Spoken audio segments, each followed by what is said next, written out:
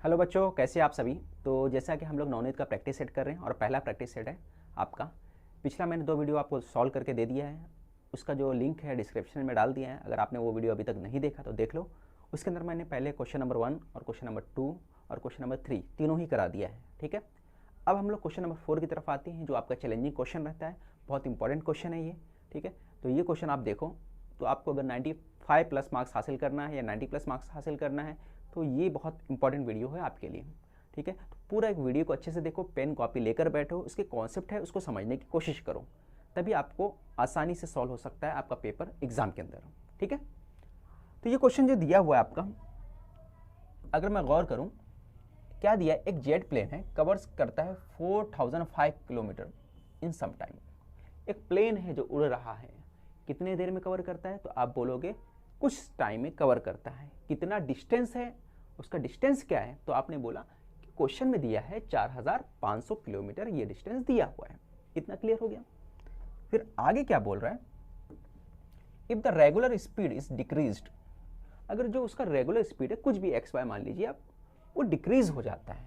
कितना डिक्रीज हो रहा है, 150 किलोमीटर पर आवर के हिसाब से वो डिक्रीज हो रहा है। पहले जो भी रहा होगा 150 कम हो जा रहा है। इसकी वजह से it takes 1.5 hour more to complete the journey.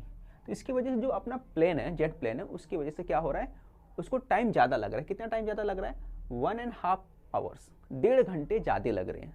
ठीक है, जाहिर सी बात, स्पीड कम करोगे, है ना, कोई गाड़ी की स्पीड कम कर देते तो क्या होता है, टाइम ज़्यादा लगता है।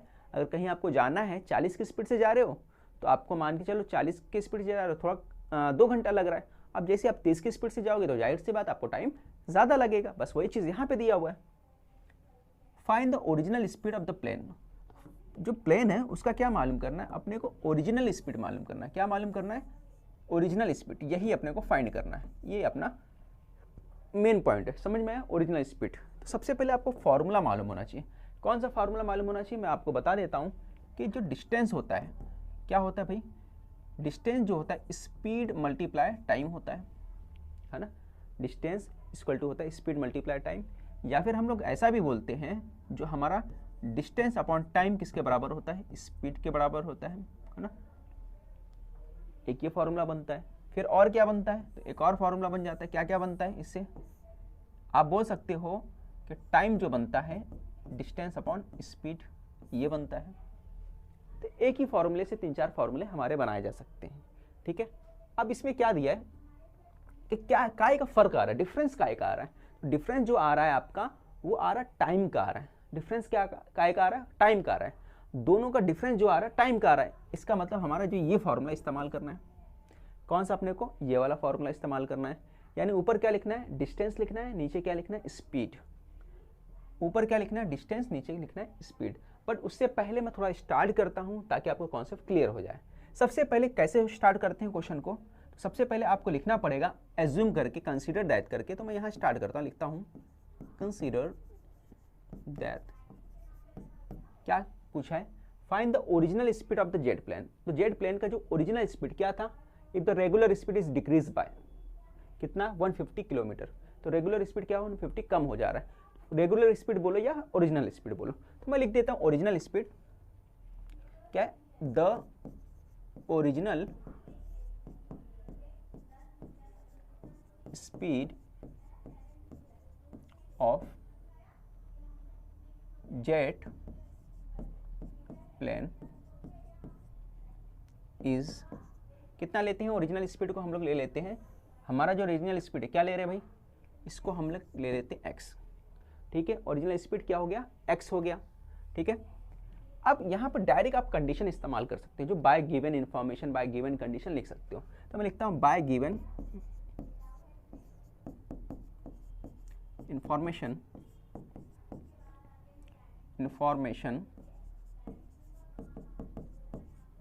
बाय गिवन इंफॉर्मेशन क्या हो जाएगा, मैंने क्या बोला कि कितना स्पीड, 4500 किलोमीटर का जो डिस्टेंस है वो कवर करता है। 4500 किलोमीटर का जो डिस्टेंस कवर करता था, किस स्पीड से करता था, कुछ स्पीड से करता था। अब वो बाद में कुछ ऐसा हुआ कि उसका जो टाइम कितना लग रहा है, 1.5, ये हो गया 1। अब हाफ कैसे लिखोगे, इसके साथ में यहाँ पे लिख दो हाफ, 1.5 हो गया। ठीक है। अब 1/2 को कैसे लिखा जाएगा, आप इसको क्रॉस मल्टीप्लाई करोगे, 2 1 जा 2, ये एक्चुअली क्या होता है 1/2 क्या होता है, इस तरह से होता है, समझ में आया। फिर 2 को मल्टीप्लाई करो 1 के साथ, 2 1 जा 2 और +3, ये हो गया 2 1 जा 2 +1, तो ये क्या बन गया 3/2 बन गया। तो 1/2 को हम लोग क्या लिख सकते हैं 3/2 लिख सकते हैं। तो मैं डायरेक्ट यहाँ पे क्या लिखूंगा 3/2 लिखूंगा। ये आपको समझ में आ गया, कहाँ से लाया मैंने, यहाँ से लाया, क्लियर। ये हो गया आपका 3/2 हो गया। अब 4500 किलोमीटर, पहले भी जो डिस्टेंस था 4500 किलोमीटर था, बाद में भी डिस्टेंस था 4500 किलोमीटर, बस हमारा क्या हुआ जो स्पीड है उससे पहले से कम हो गया, जिसकी वजह से हमको टाइम कितना ज़्यादा रहा है, हमको टाइम लग रहा है 1.5 घंटे ज़्यादा, 1.5 आवर ज़्यादा लग रहा है, ठीक है। ये टाइम का डिफरेंस किसकी वजह से हुआ, स्पीड के कम और ज़्यादा की वजह से हो रहा, ठीक है। तो पहले जो था, पहले कितना लग रहा था, पहले जो टाइम लग रहा होगा कम लग रहा होगा, यानी यहाँ लेते x, बाद में क्या हो गया, जैसे हमने स्पीड कम कर दिया, स्पीड को क्या कर दिया, कम कर दिया, कितना कम कर दिया स्पीड को 150, 1 मिनट क्या हो रहा है बार बार, 150 है ना। जैसे 150 लिया आपने तो क्या हो गया 150 कम कर दिया स्पीड को, पहले इतना लिया तो 150 कम किया, तो यहाँ पे क्या हो रहा है टाइम ज़्यादा लग रहा है। तो ये आपका इक्वेशन बन गया। अब इसको समझना थोड़ा सा, यहाँ मेन पॉइंट तुम्हारा यहाँ स्टार्ट होता है, ये समझने वाली चीज़ है। तो ये कहाँ से आया, देखो ये हो गया आपका डिस्टेंस, ये आपका d हो गया, और ये मैं बात करूँ नीचे वाला जो पार्ट हो गया, ये वाला पार्ट हो गया, ये हो गया आपका स्पीड। तो distance upon speed, distance upon speed क्या बनता है भाई, टाइम बनता है, क्या बनता है टाइम। यहाँ पे कुछ टाइम आया होगा और यहाँ वाले पे टाइम आया होगा, दोनों के टाइम का डिफरेंस कितना आ गया, फाइनली यहाँ पे t जो है ये वाला टाइम का डिफरेंस आया, ठीक है 3/2, इसका डिफरेंस और इसका डिफरेंस, बस हम क्या कर रहे हैं पहले वाले टाइम में से दूसरे वाले टाइम को माइनस कर दे रहे हैं, तो फाइनल जो टाइम का डिफरेंस आ जा रहा है, ठीक है। ये पहला वाला टाइम था, डिस्टेंस अपॉन स्पीड किसके बराबर होता है, टाइम के बराबर होता है, ठीक है। तो पहले वाला टाइम आया, यहाँ से दूसरा वाला टाइम आएगा, दोनों को माइनस कर दोगे तो ये आ जाएगा, ठीक है। ये पार्ट हो गया। अब इसको आगे क्या करना है, हमको सॉल्व करना है, तो आगे कैसे सॉल्व करोगे बताओ मुझे। अब इसमें 4500 कॉमन ले सकते हो आप, तो 4500 मैं कॉमन ले रहा हूँ, तो 4500 मैंने कॉमन ले लिया, ठीक है। तो 4500 मैंने कॉमन ले लिया, एक मिनट,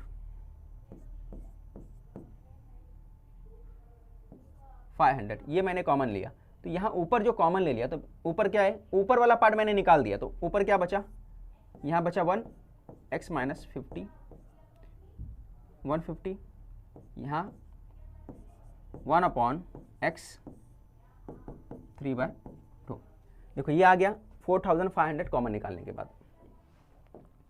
अब आगे सॉल्व करते हैं हम लोग, तो यहाँ पे 4500 है, अब इसको करोगे आप क्रॉस मल्टीप्लाई, तो क्रॉस मल्टीप्लाई ये पार्ट जब कॉमन निकालने के, यहाँ क्या बचा 1 बच गया, ये देखो ये बाहर निकला, यहाँ से ये वाला पार्ट बाहर निकल गया, जब ये वाला पार्ट यहाँ से बाहर निकाले, ये वाला पार्ट बाहर निकाल दिए, तो यहाँ बचा 1 और यहाँ भी बचा 1, इतना क्लियर हो गया आपको।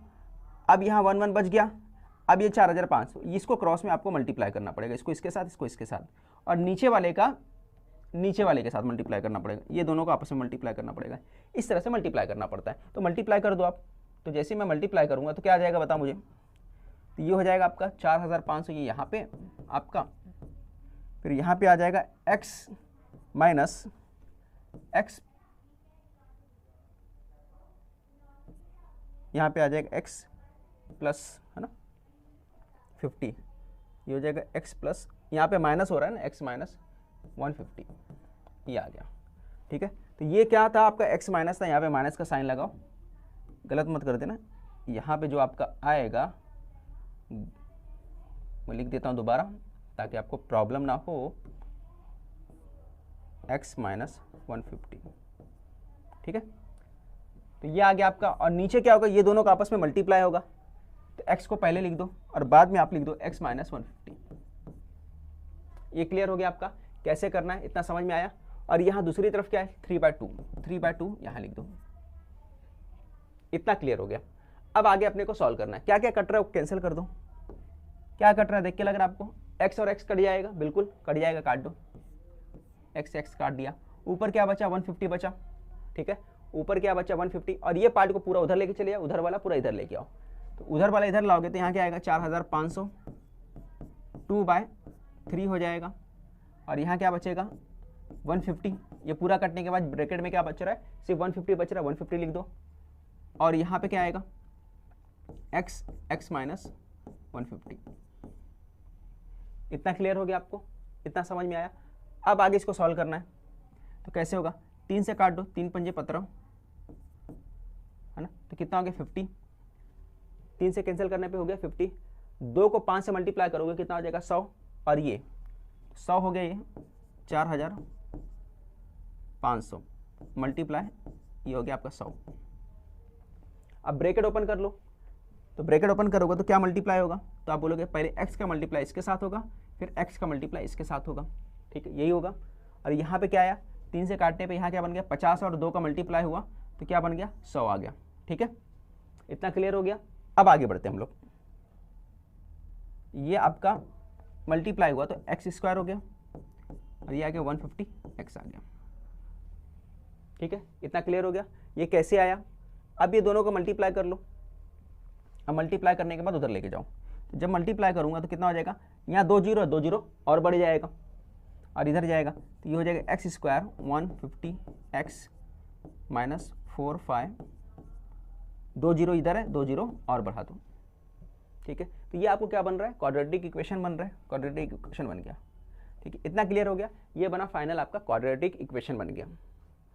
अब ये दोनों को प्लस माइनस करने के बाद आपको क्या लाना है कि 150 आना चाहिए, है ना, 2 ऐसा नंबर लेना है कि मल्टीप्लाई करने पे क्या आना चाहिए, इतना आना चाहिए 4,50,000 आना चाहिए, और प्लस माइनस करने पे कितना आना चाहिए 150 आना चाहिए। ये क्लियर। तो ऐसे 2 नंबर ले लो, तो ऐसे 2 नंबर क्या हो सकते हैं, अगर मैं देखूं तो अगर मैं 450 मान लेता हूं यहां पर,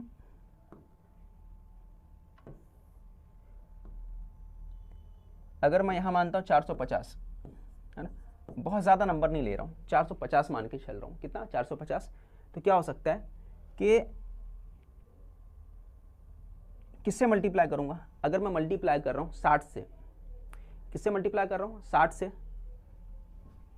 और मैं मल्टीप्लाई कर रहा हूँ 75 से, तो मेरा डिफरेंस कितना आ रहा है, तो मेरा डिफरेंस जो आ रहा है 60 और 75 से, तो मेरा डिफरेंस आएगा ऑलमोस्ट 75 में से 75 को पहले लिख देता हूँ, 75 को अगर 65 में से निकालूंगा तो कितना आ जाएगा 15 आ जाएगा। तो इसको थोड़ा सा और बड़ा कर दूं, अगर मैं मान के चलो इसको इतना ले लेता हूँ 750, तो 750 में से 600 अगर मैं निकाल देता हूँ तो कितना आ जाता है, तो आप बोलोगे 150 आ जाता है।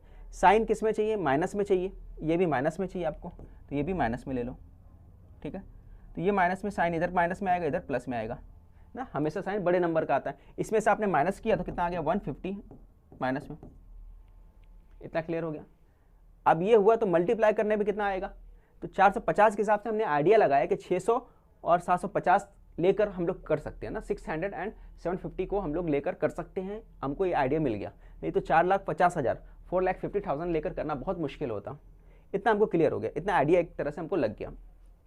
अब हम लोग क्या लेते हैं, इसको चेक करना है तो आप कर सकते हो, है ना। चेक करने के लिए आप दोनों को मल्टीप्लाई कर दो, लगे तो 600 को 750 से मल्टीप्लाई करके देखो इतना आता है क्या, चेक कर लो अगर देखना है तो। 6 5 जा 30 हो गया, कैरी आया 3, 6 7 जा 42 और 45, 2 जीरो इधर, 2 जीरो 1 जीरो इधर, है ना, 3 जीरो आ गया आपका, ठीक है। 30 का ये जीरो, 3 का एक ही है, तो फाइनली आपका बन गया आंसर, ठीक है।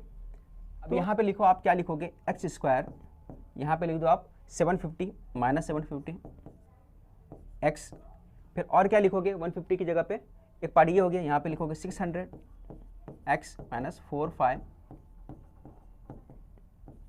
इक्वल टू 0, ठीक है। अब इसमें कॉमन क्या दिख रहा है, 750 कॉमन नहीं, सिर्फ x कॉमन है, तो x को बाहर निकालो आप। यहाँ पे दिख रहा है ना, यहाँ पे x है, दोनों जगह पे आप देख सकते हो, यहाँ पे x कॉमन है, x और कुछ कॉमन नहीं है, तो इसको बाहर निकाल लो आप। जब आप बाहर निकालोगे तो क्या आ जाएगा, यहाँ पे आप देख सकते हो x आ जाएगा, यहाँ पे x माइनस 750 आ जाएगा।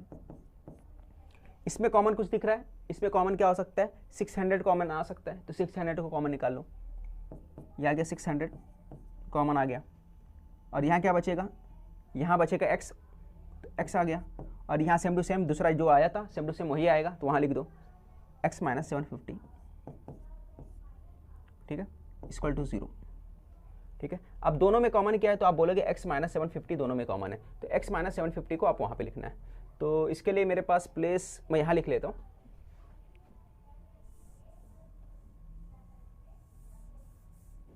ठीक है। तो दोनों में क्या कॉमन है, x माइनस 750, x माइनस 750 को कॉमन निकाल लिया, तो यहाँ पे क्या बचा, x प्लस 600 बचा। x माइनस 750 को मैंने कॉमन निकाला, तो यहाँ बचा x प्लस 600, ठीक है, ये बच गया। अब दोनों को क्या करोगे, जीरो से कंपेयर कर लो। अब कंपेयर कर लिया हमने,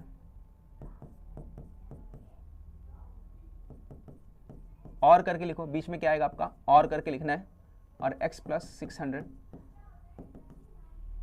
हमने जीरो से कंपेयर कर दिया। जीरो से जैसे कंपेयर करोगे आप, तो यहां पे क्या आ जाएगा, ये पार्ट आपका माइनस 750 इधर जाएगा, तो क्या हो जाएगा, 750 आ जाएगा, और x 600 इस तरफ जाएगा, तो क्या आ जाएगा, माइनस 600 आ जाएगा। कितना आ जाएगा, माइनस 600। तो माइनस 600 क्या वो माइनस आया, नेगेटिव आया, जो कि एक्सेप्टेबल नहीं है। तो हमारा फाइनल आंसर क्या होगा, ओरिजिनल स्पीड कितना आएगा, x इक्वल टू 750। तो हम लोग बोल सकते हैं कि हमारा ओरिजिनल स्पीड क्या होगा, original speed of the jet plane is 750। तो सेंटेंस बना के आपको लास्ट में लिखना पड़ेगा, original speed of jet plane is 750। Clear, समझ में आया कैसे करना था। तो आगे बढ़ते हम लोग अगले क्वेश्चन की तरफ। आप इसका स्क्रीनशॉट ले लो।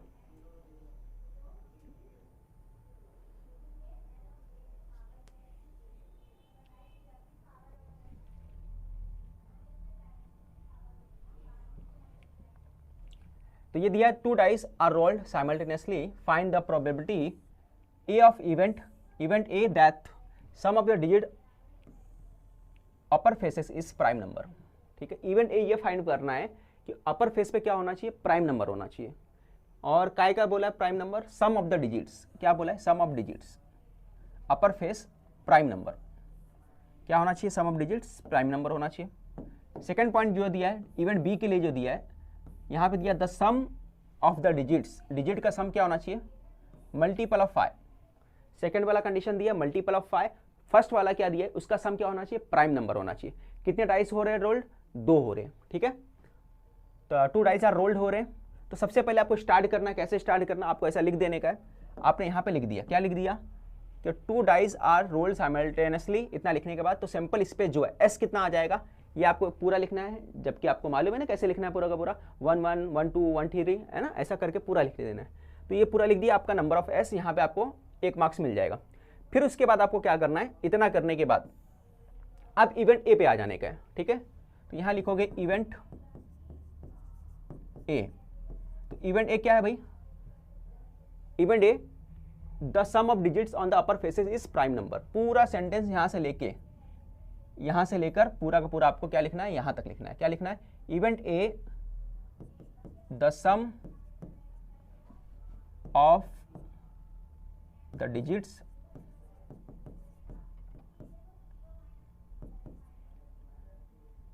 On the upper faces is a prime number. ये पूरा आपको लिख देना है, प्राइम नंबर हमने पूरा यहां तक लिख दिया। ठीक है, ये क्लियर हो गया आपको, ये पूरा यहां से लेकर हमने यहां तक लिख दिया, ये क्लियर हो गया। तो ए कितना आ जाएगा, तो आप बोलोगे सर ए जो आएगा हमारा यहां पर, ये आ जाएगा क्या क्या है, दोनों का सम क्या होना चाहिए, प्राइम नंबर। प्राइम नंबर क्या होता है, 2 होता है, और क्या होता है, 3 है, और क्या है, 5 है, और क्या है, 7 है। ठीक है, उसके बाद और क्या हो सकता है, 9 हो सकता है, नहीं हो सकता, 8 हो सकता है, नहीं हो सकता, 10 हो सकता है, नहीं हो सकता, 11 हो सकता है। प्राइम नंबर वो नंबर होता है जो खुद से डिवाइड हो, सिर्फ सेल्फ डिवाइडेड हो, किसी और नंबर से डिवाइड नहीं होगा एक्सेप्ट 1 से। ठीक है, 1 से तो हर नंबर डिवाइड होता है। क्लियर हो गया प्राइम नंबर क्या होता है। तो क्या ले सकते हैं हम लोग, 1 1 2 ये ले सकते हैं, ये ले सकते हैं हम लोग, 3 और 4 ये नहीं ले सकते, 4 and 5 ये ले सकते हैं, 5 and 6 ये नहीं ले सकते। ठीक है, तो जो नहीं लेने वाला है मैं सिर्फ वो कट कर देता हूं, है ना। मैंने क्या बोला, जो हम लोग नहीं ले सकते मैं वो कट कर देता हूं, जो ले सकते हैं वो छोड़ देता हूं। ऐसा कर दूंगा तो आपको आसानी से दिख जाएगा। तो 3 and 4 नहीं ले सकते, 5 and 6 नहीं ले सकते, 6 1 7 ले सकते, 2 and 3 2 2 4 ये नहीं ले सकते, 5 4 6 ये नहीं ले सकते, 6 8 ये नहीं ले सकते। 4 आएगा, 4 पे नहीं आएगा, 2 से डिवाइड होता है, 9 6 है, 2 से डिवाइड होता है, 8 है, 2 से डिवाइड होता है, 6 3 9 है ना, 9 3 से डिवाइड होता है, और 4 5 4 2 6, 4 3 7, 4 4 8, 4 5 9, 6 4 10, 5 1 6, 5 3 8, 5 4 9, 9 3 से डिवाइड होता है, 5 5 10, 2 से डिवाइड होता है, 6 5 11, ये ले सकते हैं, 6 1 7, 6 2 8, ये नहीं ले सकते, 6 3 9, ये नहीं ले सकते, 6 4 10, 6 5 11, 11 ले सकते हैं, 6 6 ये नहीं ले सकते। ठीक है, तो कितना मिल गया अपने को, 1 2 3 4 5, जो जो मिला आप लिखते चले जाओ। तो सबसे पहले क्या मिला आपको, 1 and 1, फिर आपको क्या मिला 1 and 2, फिर आपको मिला 1 and 4, फिर आपको मिला 1 and 6, ठीक है, फिर उसके बाद क्या मिला आपको 2 and 1, 2 and 1, और क्या मिला आपको 2 and 3, 2 and 3 के बाद 2 and 5, 2 and 5 हो गया, 3 2 3 4, 3 2 3 4, और क्या है 4 1 4 3, 4 1 4 3, और क्या है 4 1 हो गया, 4 3, 4 वाला पूरा सीरीज खत्म हो गया, 5 1 नहीं, 5 2 7 होता है, 5 2 5 6, 5 2 5 6, 5 2 5 6 हो गया, 5 2 5 6, 6 1 6 5, 6 1 6 5, 6 1 6 5, तो ये आपका क्लोज हो जाता है, यहाँ पे ख़त्म हो जाते हैं। तो कितनी हो गए आपको, आप देख सकते हैं 1 2 3 4 5 6 7 8 9 10 11 12 13 14 15, टोटल कितने 15 है। क्लियर, तो नंबर ऑफ ए कितना आ गया हमारे पास, तो हम लोग बोले कि हमारे पास नंबर ऑफ ए कितना आ गया 15 आ गया। ठीक है, अब पी ऑफ ए मालूम करना है, प्रोबेबिलिटी मालूम करना है, तो पी ऑफ ए का फॉर्मूला क्या आपको मालूम होना चाहिए, number of A upon number of S होता है। तो नंबर ऑफ ए कितना हमारे पास, नंबर ऑफ 15 है, तो 15 लिख दो, और दूसरा एस कितना 36, किससे डिवाइड होगा 3 से, 3 5 जा 15 है ना, तो ऊपर क्या आ जाएगा 5 आ गया, और 3 के टेबल से ये डिवाइड कर दो, 3 1 जा 3, 3 2 जा 6, तो 12 आ गया, तो 5/12। तो P ऑफ ए कितना आ गया हमारा, तो हम देख सकते हैं ये आ गया P ऑफ ए आ गया 5/12। ये आपका इवेंट बी वाला आंसर आ गया, इवेंट ए वाला आंसर आ गया। अब इवेंट बी जो है 5 का मल्टीपल बोला है, 5 का मल्टीपल यानी 5 के टेबल में आना चाहिए, उसका सम यानी 5 आ सकता है और 10 आ सकता है, उसके अलावा कुछ भी नहीं आ सकता। तो ठीक है, तो बी के लिए हम लोग क्या लिखेंगे, यहाँ पे स्टार्ट करेंगे इवेंट बी, इवेंट बी लिखोगे, इवेंट बी में क्या लिखोगे, the sum of the digits on the upper faces is multiple of 5। यहां से लेकर, आप बात समझना, यहां से लेके देखो मैं इसको साफ करता हूं, द सम से लेकर आपको पूरा यहां तक लिखना है। आपको कहां तक लिखना है, द सम से लेकर आपको पूरा यहां तक लिखना है। ठीक है, कहां पे लिखना है, यहां पर लिखना है, ये लिख दोगे आप। ठीक है, इतना लिख दिया आपने, वो लिखने के बाद अब बी क्या आ जाएगा, ये आ गया बी, बी में लिखना है ये पूरा का पूरा। अब मैं साफ करने जा रहा हूं, ठीक है, तो आपने देख लिया है। अब मुझे बताओ कौन कौन सा आएगा भाई, 5 वाला, 5 के टेबल में क्या क्या आने वाला है, तो आपने बताया 5 क्या होता है, 4 और 1 मिला के 5 होता है, 4 और 1 5 होता है, और क्या होता है 5 हो गया, फिर 2 और 3 5 हो गया, फिर 2 और 3 5 हो गया, फिर और क्या होता है 2 5 5 5 5 3 3 2 5 होता है, फिर 3 के बाद 3 का सीरीज खत्म हो गया, 4 और 1 5 होता है, और 4 6 10 होता है, 10 भी आता है। ठीक है, और 5 में चले गए तो 5 में सिर्फ 5 5 होता है, फिर 5 में और चले जाओगे, 5 की ज़रूरत नहीं है फिर। ठीक है, फिर 6 में आ जाओ, 6 4 10, 6 4 10, तो ये 6 4 10 हो गया, ये क्लियर। अब इसके अलावा कुछ ऐसा नहीं आता जो 5 के टेबल में आए। क्लियर, तो कितने हो गए, जितने हैं सब लिख डालो। तो सबसे पहले आपको लिखना पड़ेगा यहाँ पे 1 4, 1 4 के बाद 2 3, 2 3 के बाद आपका 3 2, 3 2 के बाद आपका 4 1, 4 1 के बाद आपका 4 6 के बाद आपका 5 5 और 5 5 के बाद आपका 6 4। तो टोटल कितना है, बाद में क्लोज कर दो यहाँ पे ब्रैकेट क्लोज हो गया। टोटल कितना आ गया आपको, 1 2 3 4 5 6 7, कितना है टोटल, 7 है। तो ये आएगा बी। तो नंबर ऑफ बी कितना आ गया, तो आपने बताया नंबर ऑफ बी 7 आ गया। ठीक है, नंबर ऑफ बी आपका 7 आ गया। तो नंबर ऑफ बी आने के बाद आप मुझे ये बताओ कि आगे आपको सॉल्व करना है, क्या सॉल्व करना है भाई, है ना। नंबर ऑफ बी आ गया तो पी ऑफ बी मालूम करना है, प्रोबेबिलिटी ऑफ बी मालूम करना है। तो क्या फॉर्मूला होता है, number of B upon number of S होता है। तो नंबर ऑफ बी कितना हमारे पास 7 और दूसरा वाला कितना है 36। तो ये आपका फाइनल आंसर आ गया, पी ऑफ बी कितना आ गया 7/36। क्लियर, समझ में आया सभी को। स्क्रीनशॉट ले लो फटाफट। अगले क्वेश्चन की तरफ बढ़ते हैं हम लोग। और अगला क्वेश्चन दिया है, जैसे आप देख रहे हो क्या दिया है, find 4 constitutive terms in AP, है ना। 4 कॉन्स्टिट्यूटिव टर्म्स दिए हैं, टोटल कितने हैं, 4 हैं। क्या है वो अपने को नहीं दिया है। ठीक है, इतना क्लियर। हुज सम इज 36 और उसका सम कितना बोला है 36 दिया है। ठीक है, सभी का सम करो, मिलाने पर कितना आ रहा है 36 आ रहा है। फिर आगे क्या दिया आपको, the product of second and fourth 105। Second वाले का और फोर्थ वाले का जो प्रोडक्ट है दोनों को मल्टीप्लाई करो तो कितना आ रहा है, बोल रहा है कि 105 आना चाहिए।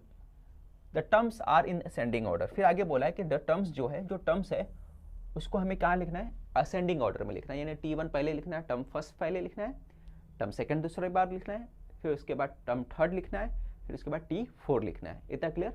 तो पहली बार जो हमको नहीं दिया है तो उसको क्या करना पड़ेगा, एज्यूम करना पड़ेगा, कंसीडर करना पड़ेगा। तो कैसे स्टार्ट करेंगे हम लोग लिखेंगे कंसीडर दैट, क्या लिखा है 4 टर्म्स। तो 4 टर्म्स अपनी तरफ से ले लो, है ना। 4 कॉन्स्टिट्यूटिव, क्या दिया, 4 कॉन्स्टिट्यूटिव टर्म्स जो है, कॉन्स्टिट्यूटिव टर्म्स इन एपी। यहां पे क्या आएगा, आर इन एपी आर। तो क्या क्या ले सकते हैं, 4 टर्म्स।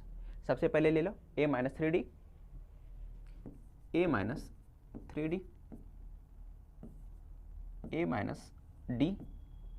फिर इसके बाद आप ले लोगे, यहां पे ले लेते हैं हम लोग a - 3d, a - d, a + d और a + 3d।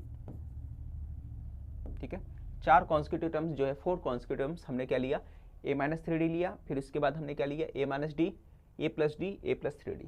ठीक है, ये थोड़ा सॉल्व करने में आसान है, नहीं तो अपनी मर्जी से भी आप ले सकते हो। a ले सकते हो, a के बाद a + d ले सकते हो, a + 2d ले सकते हो, a + 3d भी ले सकते हो, ऐसा भी कर सकते हो। ये थोड़ा सॉल्व करने में आसान रहेगा, इसकी वजह से हमने ये लिया। अब उसके बाद ये होने के बाद अब जो पहला कंडीशन दिया है वो ले लो आप। क्या दिया है, उस सम इज 36, उसका सम कितना दिया है 36। सभी के सम कर दो, है ना, bye given information. Bye given information लिख दो या फिर लिख दो आप by first condition. First condition लिखोगे तो ज़्यादा बेहतर रहेगा, मैंने ये लिख दिया, चलो ठीक है। अब क्या हो जाएगा, सभी का सम करो। सभी का सम यानी कि कौन कौन सा सम करना है आपको, किसका 4 सम, ये चारों का सम। क्या बोला मैंने, सभी का सम करने बोला है ना। सभी का सम कितना है, सम इज 36, यानी सबको सम कर देना है, सबको प्लस कर देना है, ऐड कर देना है, सभी का एडिशन करना है। तो सबको मिला दो।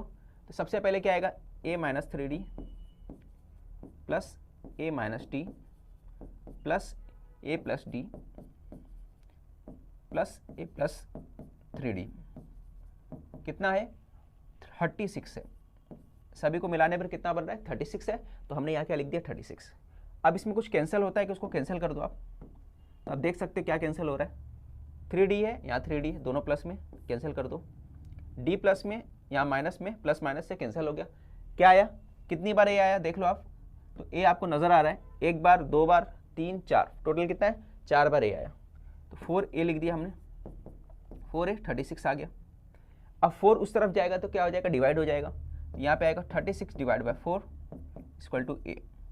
4 से डिवाइड किए तो कितना आ गया, बोलो 4 9 आ गया, 9 तक टेबल पढ़ोगे तो 36 बनता है। तो ए की वैल्यू कितनी आ गई, therefore we can say that a equal to कितना आ गया 9। ठीक है, ए की वैल्यू कितनी आ गई आपके पास, ए की वैल्यू आ गई आपके पास 9। ठीक है, तो कैसे किए देख लो, 1 2 3 टोटल 4 बार ए है तो हमने 4 बार ए लिख दिया। यहाँ टोटल सम कितना था 36, इसलिए हमने यहाँ पे 36 ले लिया। फिर 4 उधर जाके इधर पे है मल्टीप्लाई, तो उस तरफ जाके क्या हो गया, डिवाइड हो गया। तो ये हो गया ए इक्वल टू 9 आ गया, ए की वैल्यू फाइंड हो गई। अब सेकंड कंडीशन की तरफ आ जाते हैं। ये फर्स्ट कंडीशन था, नाउ करके लिखो हम लोग A minus D product A plus D किसके बराबर है, 105 के बराबर है।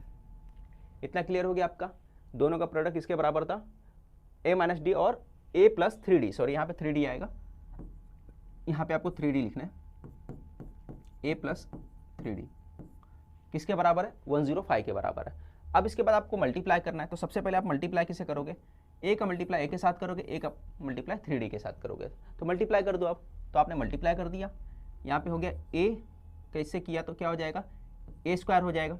ठीक है, फिर उसके बाद आपको मल्टीप्लाई किससे करना है, ए का मल्टीप्लाई 3 के साथ करना है ना। ए का मल्टीप्लाई ए के साथ किए, ए का मल्टीप्लाई 3D के साथ करोगे तो क्या हो जाएगा, ये हो जाएगा 3D ए हो जाएगा। ठीक है, फिर उसके बाद आपको क्या करना पड़ेगा, इसके बाद आपको क्या करना है, ए वाला पार्ट हो गया। अब ए वाले के पार्ट के बाद डी का मल्टीप्लाई करना है, तो डी का मल्टीप्लाई कर लो आप। तो डी का मल्टीप्लाई मैं दूसरे कलर से ले लेता हूँ, डी का मल्टीप्लाई पहले ए के साथ करोगे, फिर डी का मल्टीप्लाई 3D के साथ करोगे। तो जब मल्टीप्लाई करोगे तो डी का मल्टीप्लाई ए के साथ होगा तो क्या आ जाएगा, यहाँ पे आएगा माइनस, माइनस क्यू से डी आएगा। फिर यहाँ पे आएगा आपका डी का मल्टीप्लाई करोगे तो फिर यहाँ पे भी आएगा क्या आपका माइनस, माइनस 3D स्क्वायर है ना, माइनस क्या आ जाएगा 3D स्क्वायर आ जाएगा, और यहाँ क्या बचेगा 105 बचेगा। क्लियर। अब उसके बाद अपने को मालूम है कि ए की वैल्यू कितना है, 9 है, तो जहाँ जहाँ है ए की वैल्यू पुट कर दो, तो हम ए की वैल्यू पुट कर देंगे। यहाँ पे ए की वैल्यू पुट करोगे तो क्या हो जाएगा 9 स्क्वायर हो जाएगा, और यहाँ पे 3D 9 हो गया, और यहाँ पे भी डी के साथ 9 हो गया, और यहाँ पे भी ऐसे ही रहेगा, और यहाँ 105 हो गया। ठीक है, अब क्या बनेगा, बना दो जो फटाफट बनेगा, आगे सॉल्व होगा। 81 हो गया, ये हो जाएगा 9 3 27 है ना, 9 3 27D, ये हो गया आपका 9D, और ये हो गया आपका 3D स्क्वायर 105। इतना क्लियर हो गया आपको कैसे लिखना है। फिर आगे देखो आप, है ना, आप कुछ माइनस प्लस होता है तो माइनस प्लस कर सकते हो, जहाँ पे माइनस हो रहा है वो माइनस करो। तो 27 में से 9 माइनस कर दो आप, 27 में से अगर मैं माइनस करता हूँ 9 तो कितना आ जाएगा आपका, बोलो 7 इधर क्या 2 गया, तो कितना आ गया 18 आ गया। तो ये आ गया आपका 18D आ गया। ठीक है, और यहाँ क्या बचा माइनस 3D स्क्वायर। ठीक है, और ये 105 को इधर लेके आओ, तो यहाँ प्लस है तो यहाँ पे आके माइनस हो गया, तो कुछ इस तरह से बन गया आपका। इतना क्लियर हो गया। अब 81 में से 105 को आप करोगे माइनस, तो 81 में से 105 को जब माइनस करोगे तो कितना आएगा, तो आप बोलोगे 105 को अगर मैं माइनस करता हूँ 81 में से तो मुझे आएगा 24। कितना आएगा 24 आएगा, तो 24 लिख दो, तो ये आ जाएगा आपका minus 3D square plus 18D, और ये आ जाएगा 24। मैंने क्या बोला, आपको 105 और 81 को आपस में माइनस करना है, क्योंकि इसके आगे माइनस का साइन लगा है। जब आप माइनस करोगे कितना आ जाएगा 24 आ जाएगा, आपने 24 लिख दिया। इतना क्लियर हो गया। अब इसके आगे क्या करोगे, क्योंकि इसके आगे माइनस का साइन है, तो माइनस का साइन हटाने के लिए क्या करोगे, माइनस से मल्टीप्लाई कर दोगे। जब माइनस से मल्टीप्लाई कर दूंगा तो ये कितना हो जाएगा 3D हो जाएगा, ये माइनस में चेंज हो जाएगा और ये प्लस में चेंज हो जाएगा। इतना क्लियर हो गया। अब इसको क्या करोगे, देखो सभी जगह 3 आ रहा है, तो 3 से क्या करोगे, डिवाइड कर दोगे। 3 से अगर मैं डिवाइड कर देता हूँ तो ये कितना हो जाएगा, कट जाएगा, 3 1 जा 3, 3 6 जा 18 और 3 8 जा 24। इतना हो गया आपका। ठीक है, अब 2 ऐसा नंबर लेने का है जो मल्टीप्लाई करने पे कितना आना चाहिए, 8 आना चाहिए, और प्लस माइनस करने पे कितना आना चाहिए, 6 आना चाहिए। तो ऐसे कौन से नंबर है जो मल्टीप्लाई करने पे क्या आना चाहिए, ये आना चाहिए, बताओ। तो आप बोलोगे ऐसा 4 2 जा होता है, 4 2 जा 8 होता है।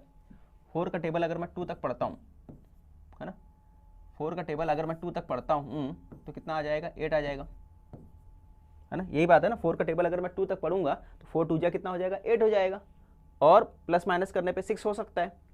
अगर ये भी माइनस ये भी माइनस तो कितना आ जाएगा आपका 6 आएगा। माइनस माइनस प्लस, साइन किसका आएगा, -6 का। इसका मतलब हम लोग क्या लिख सकते हैं यहाँ पे लिख सकते हैं -4 और -2 लिख सकते हैं, तो लिख दो आप। तो आगे हम लोग लिखेंगे d² -4d -2d प्लस 8 = 0। कितना हो गया आपका। अब इसके आगे कैसे करना है, कॉमन निकालना रहता है, आपको मालूम है, कॉमन निकाल लो। इसमें से क्या निकला, d कॉमन निकला, तो यहाँ क्या बचेगा, d -4। यहाँ क्या कॉमन लिखा, 2 कॉमन निकला, तो यहाँ क्या निकला, d -4 = 0। अब इसके बाद क्या करते, कंपेयरिंग करते, कंपेयरिंग कर लो आप। d -4 d -2 को हमको कंपेयर करना पड़ेगा किससे, 0 से। या d -2 है, याद रखना क्या है, d -2 है, ये d है, फिर से लिख देता हूँ मैं, d -2। अब दोनों कंपेयर करो, किससे करना मालूम है आपको, d -4 = 0 और d -2 = 0। ठीक है, तो 2 आंसर आएंगे आपके पास d के, एक आएगा d = 4, दूसरा आएगा d = 2। तो हम लोग बोल सकते हैं therefore करके 2 आंसर आए। अब आपको चारों टर्म्स जो मालूम करना है किसमें, असेंडिंग ऑर्डर में। तो असेंडिंग ऑर्डर मालूम करने के लिए हमारे पास d आया 2 बार, तो d की वैल्यू 2 बार पुट करना पड़ेगा हमको। और a हमारे पास कितना आया था, a हमारे पास 9 था। ठीक है, तो मैं पुट करता हूँ, फर्स्ट टर्म हमारे पास है, और फर्स्ट टर्म, तो फर्स्ट टर्म क्या आएगा, तो फर्स्ट टर्म जो हमारे पास था क्या, a -3d था, तो यहाँ लिखूंगा a -3d। अब पुट करोगे क्या, यहाँ पे पहले लिख दो आप, पहले क्या पुट करना है आपको, यहाँ पे लिखना पड़ेगा पुट a = 9 d = 4। d और 9 पुट कर रहे हो, है ना। d कितना ले रहे हो, 4 ले रहे हो, और a कितना ले रहे हो, 9। a दोनों जगह 9 ही है, d यहाँ पे डिफरेंस है, एक बार 4 है एक बार 2 है, तो दोनों को वैल्यू पुट करना पड़ेगा अलग अलग। तो हमने यहाँ पुट कर दिया, तो आपका क्या आ जाएगा, a 9 हो गया, 3, d कितना आ गया, 4 हो गया, तो कितना आ जाएगा, 9 - 4 3 = 12। 9 में से 12 गया तो कितना आ गया बताओ, तो 9 में से 12 आया, माइनस किए तो कितना आ जा रहा है हमारा, ये आ जाएगा -3। ठीक है, t1 कितना आ गया, -3 आ गया। अब उसके बाद हम लोग क्या करना पड़ेगा, हम लोग को t2 लाना पड़ेगा। ठीक है, तो t2 लाना है, कैसे करोगे,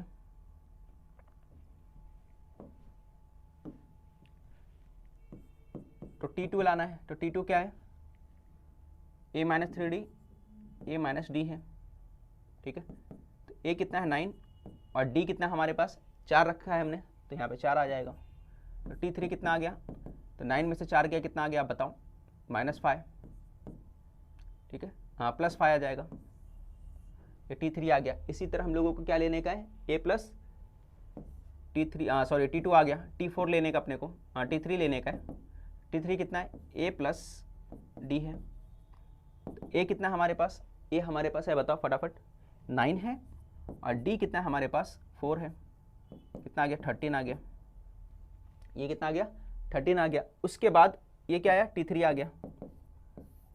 अब t4 मालूम करना आपको, तो t4 क्या था हमारे पास बताओ, a + 3d था, a + 3d था। तो t4 हो गया आपका, a कितना 9, d कितना हमारे पास 4, तो कितना हो गया 9 12 12 और 9 मिला दो कितना होता है 21, तो यहाँ लिख दो 21, t4 आ गया 21। तो पहला सीक्वेंस आ गया पूरा का पूरा, असेंडिंग ऑर्डर में लिखोगे। तो असेंडिंग ऑर्डर में जब लिखोगे तो पहला टर्म क्या, सबसे पहले आपके पास -3 है। ठीक है, -3 के बाद आपके पास क्या आया, आप देख सकते हो 5 आया, फिर उसके बाद 13 आया, फिर उसके बाद 21, है ना। तो लिखोगे यहाँ पे 4 consecutive terms in 4 consecutive terms in ascending order, है ना। ऑर्डर, असेंडिंग ऑर्डर में क्या आएगा भाई बता दो पहले, कैसे कैसे, सबसे पहले आपका क्या है -3, फिर उसके बाद क्या आया +5, तो यहाँ +5 लिख दोगे, फिर उसके बाद क्या आया 13, फिर क्या आया 21, तो आपने 21 लिख दिया। ठीक है, ये खत्म हो गया। ये हमने क्या पुट किया था, ये हमने पुट किया था 4 लेकर, अब पुट करना है आपको 2 लेकर, तो दे लेकर पुट करना है, तो मैं लिखूंगा पुट a = 9 और d = 2, इस तरह से लिखना है।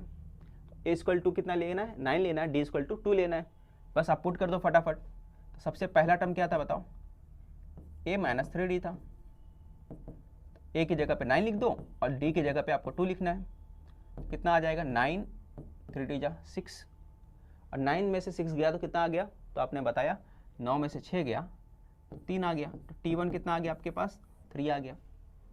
ठीक है, इसी तरह आप t2 ले लो, तो t2 कितना आएगा आपके पास, तो आपने बताया a - d आएगा, a कितना है 9 और d कितना है 2 है, तो 9 में से 2 गया तो कितना आ गया 7, तो t2 कितना आ गया आपके पास 7 आ गया। ठीक है, फिर उसके बाद अगले टर्म पे जाओ t4 पे, t3 पे जाओ, a